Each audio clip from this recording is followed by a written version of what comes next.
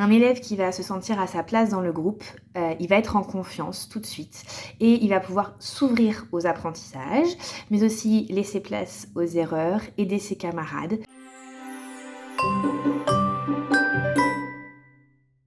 Je suis Amandine, je suis enseignante en école alternative à pédagogie Montessori et Freinet. J'ai des enfants donc de grande section jusqu'au CE2 et nous sommes en Bretagne. C'est un outil vraiment ressource au quotidien qui permet de développer les compétences socio-émotionnelles indispensables à tous les élèves. J'ai eu plusieurs situations au début de l'année dans la classe de colère, d'injustice, de peur des enfants m'ont donné en fait envie de lancer des débats philosophiques autour des émotions. Ils m'ont cherché des outils et je suis tombée sur Lily.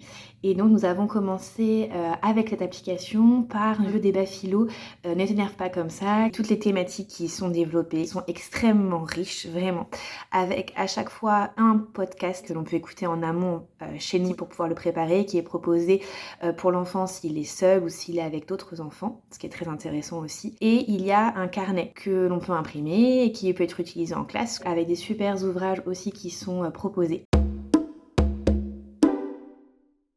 J'adore l'application Lily, mais si je devais choisir, on va dire, il y aurait d'abord les ateliers philo. C'est vraiment super. J'aime aussi beaucoup les relaxations et les postures d'équilibre qu'on utilise quotidiennement dans la classe. Ça permet vraiment de retrouver le calme, de mieux connaître son corps, ce qui est très important aussi, et de l'écouter.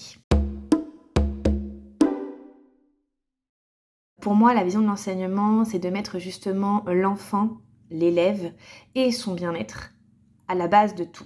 Et ça, c'est vraiment ma priorité dans ma classe. Et par le biais de Lily, je peux vraiment proposer aux enfants, selon leurs besoins, différentes activités, des relaxations, des postures d'équilibre, mais aussi des écoutes. Et tout ça va contribuer à leur bien-être. Un élève qui va se sentir à sa place dans le groupe, il va être en confiance tout de suite et il va pouvoir s'ouvrir aux apprentissages, mais aussi laisser place aux erreurs, aider ses camarades.